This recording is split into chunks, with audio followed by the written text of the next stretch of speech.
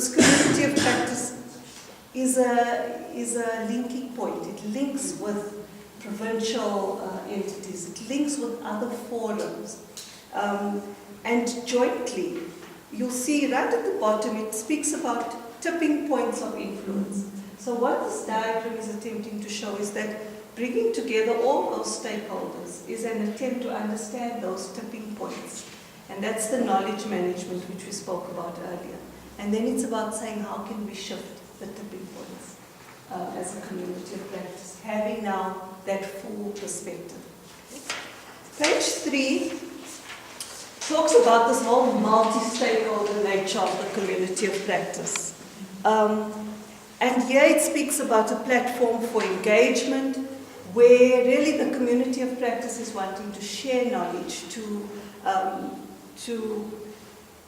innovate, very important, to look at effective action towards a common goal. So this is actually about the work of this community of practice. It's multi-stakeholder by choice because that enables the community of practice to best build and create new knowledge, to innovate through that nature, multi-stakeholder nature. And at the bottom, that last paragraph raises one of the important points that I think we need to think about. And that is about reaching consensus. Now, so one aspect of our work as a community of practice is to innovate, is to look for best practices, to shape new knowledge.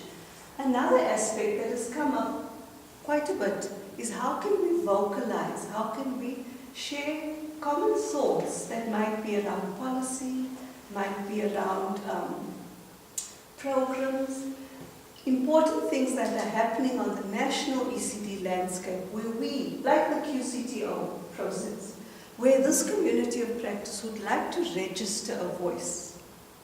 Now it's a bit tricky, because how do we do it when this is not a forum where people carry mandates from their institute? You don't bring a mandate from your organization to this community of practice to speak on behalf of your organization.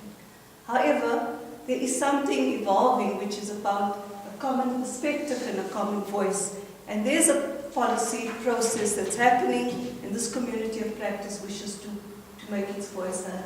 How do we do that? If you could maybe even just have a look at that and think a little bit about, because what the document does is it says that we would attempt to reach consensus, that there would be a space where we talk about the issue, and the attempt would be to reach consensus as a group, as a multi-stakeholder group, in order to then make the comments, forward those comments. And then the next page looks further at how this can be done. When and how do we decide with a collective voice? And there's an important proposal that is made on this page, and that is that it says that we don't actually have all the answers.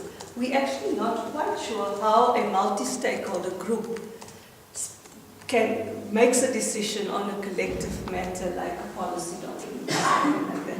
And they are proposing in this that we do a little bit more research, that we look at global practice, that we look at how it is other communities of practice do this. However, the working group has also stipulated some steps that we could go through as a community of practice.